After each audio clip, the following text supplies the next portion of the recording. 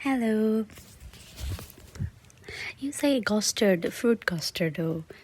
हजुरहरूलाई कस्तो लाग्यो हेर्दाखेरि मलाई चाहिँ एकदमै युट्युबहरूमा देखिरहेको हुन्थेँ अनि यो रेसिपी देख्दाखेरि चाहिँ एकदम बनाउँ ट्राई गरौँ भइरहेको थियो धेरै समय अगाडिदेखि अनि ठ्याक्कै आज चाहिँ सबै कुरा मिलेछ मेरो घरमा फ्रुट्सहरू पनि डन्डै थियो अनि कस्टर्ड पनि नजिकै पाइहालेँ पसलमा अनि लिएर आएँ टाइम पनि थियो मजाले अनि बनाइहालेँ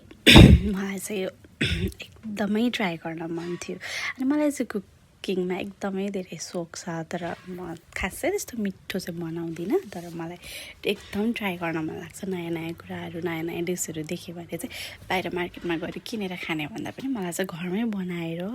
ट्राई गर्न मन लाग्छ अनि मलाई नि मिठो लाग्यो म खासै गुलियो मन पराउने मान्छे त होइन तर मलाई गुलियो कुराहरू पनि नयाँ कुराहरू टेस्ट गर्न चाहिँ मन लाग्छ यो डेजर्ट आइटम भयो अब गुलियो खासै मन नपर्नेहरूले गुलियो कम राखेर नि बनाउन सक्नुहुन्छ यसलाई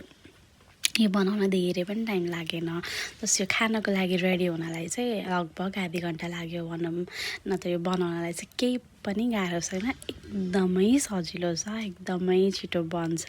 एकदम कम मेहनतमा मिठो कुरा नयाँ कुरा कसैलाई ट्राई गर्न मन छ भने चाहिँ हजुरले कमेन्ट गर्न सक्नुहुन्छ म रेसिपी राख्नेछु नेक्स्ट टाइम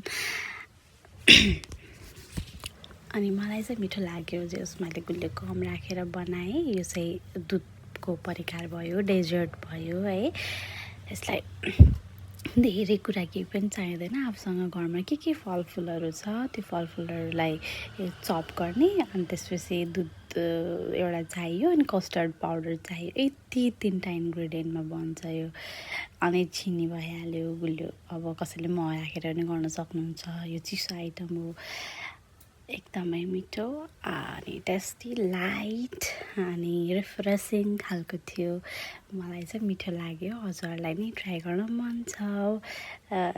भने चाहिँ कमेन्ट गर्न सक्नुहुन्छ म रेसिपी राख्छु एकदमै छिटो सजिलो मिठो नयाँ कुरा ट्राई गर्ने इन्ट्रेस्ट छ भने चाहिँ मलाई भन्नुहोस् है त म रेसिपी सेयर गर्नेछु हजुरहरूलाई thank you for watching thank you